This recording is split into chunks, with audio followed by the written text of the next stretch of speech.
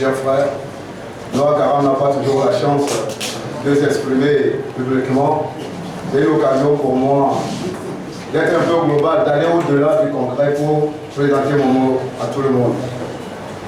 Je voudrais d'abord rendre un vibrant hommage au grand frère, M. Abbas, qui m'a fait l'honneur de m'inviter.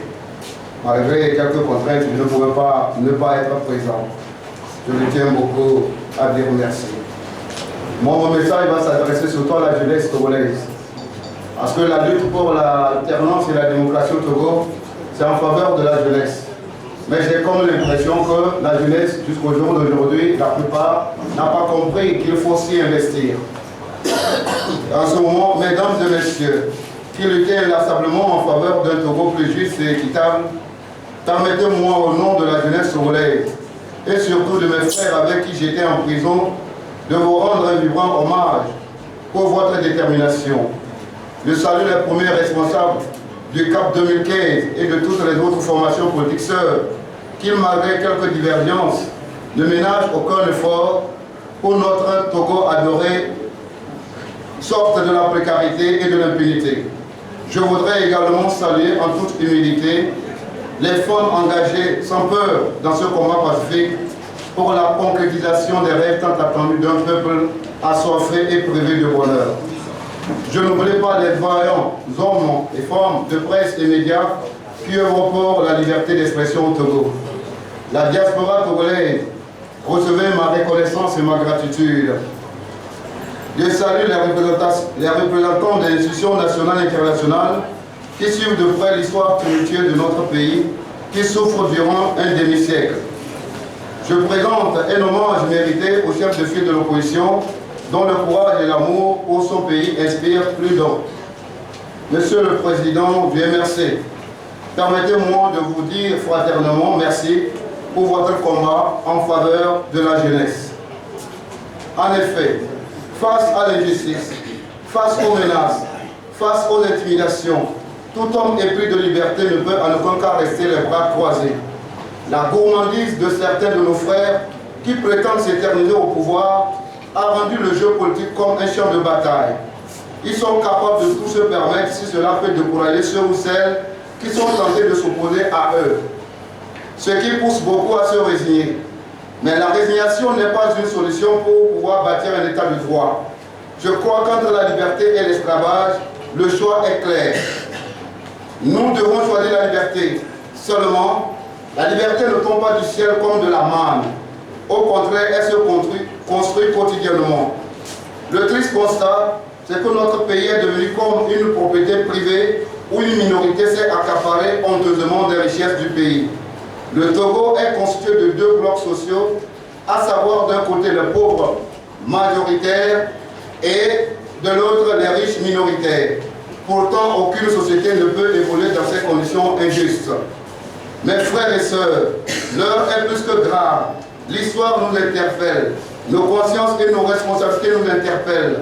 Nous devons plus qu'à jamais sortir de notre silence pour dire non à l'arbitraire, à l'arrogance de nos dirigeants qui se considèrent à tort irremplaçables. Mes frères, mes petits frères et moi avions passé 15 mois à la prison civile de Kara, considérés comme des présumés complices des incendies des marchés de Kara et de Lomé. Je voudrais demander au procureur Paul Hardy et au président Faure de nous dire si on peut parler de complices sans connaître les auteurs d'un crime.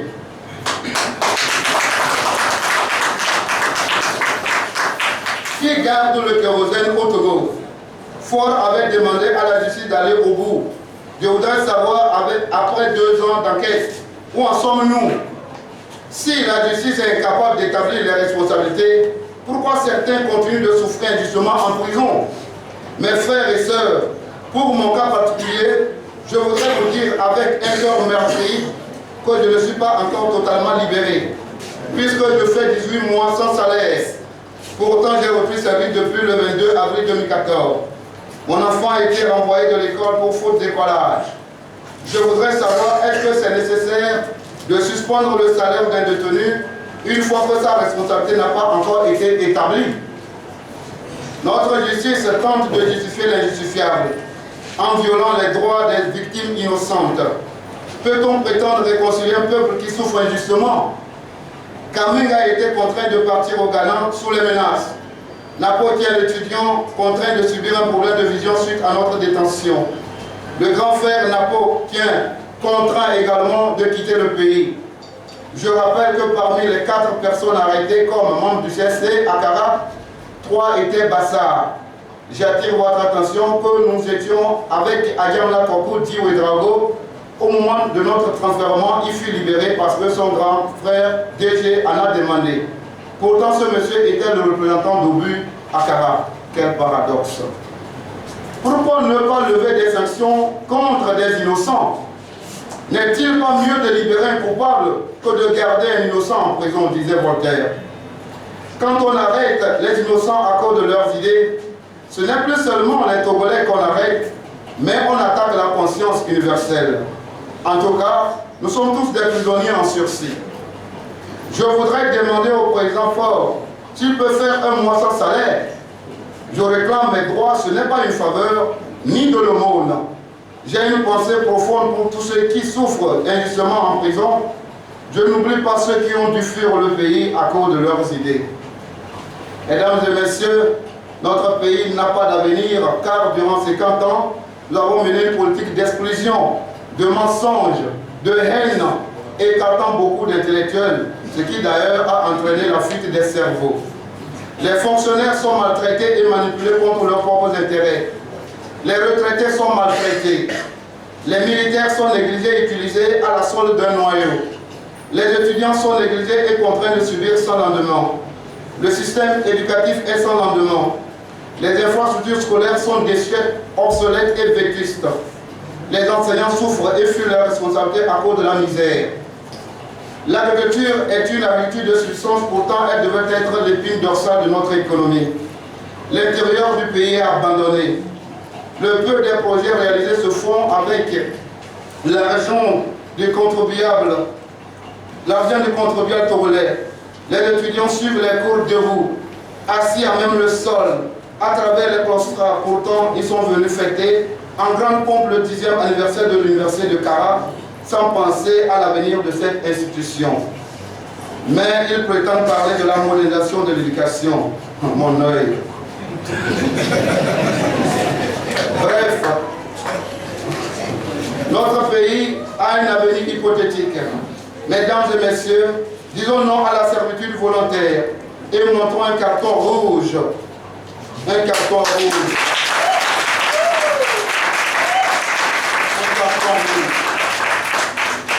Au manque de vision de nos dirigeants. L'émergence ne se décrète pas, elle se construit.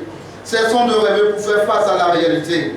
Je crois à la démocratie et à l'alternance pour cette année, afin de bâtir un État où il fera beau vivre pour tous les Togolais sans exclusion. Battons-nous, redonnons espoir aux jeunes Togolais transformés en esclaves dans pauvre-nat. Faire sa licence et sa maîtrise et percevoir 60 000 francs par mois est une exploitation de l'homme par l'homme.